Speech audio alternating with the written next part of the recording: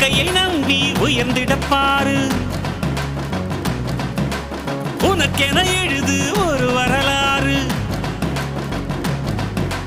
உனக்குள்ள சக்தி இருக்கு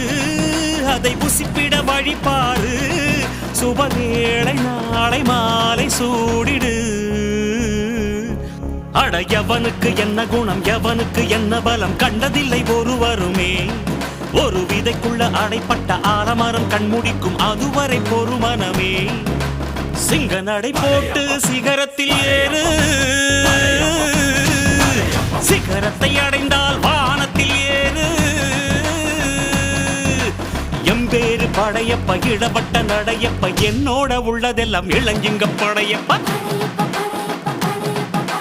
நெஞ்சில் 6 படையப்ப பின்னால் 100 படையப்ப யுத்தம் கொண்டு வருகையில் 10 வீரல் படையப்பா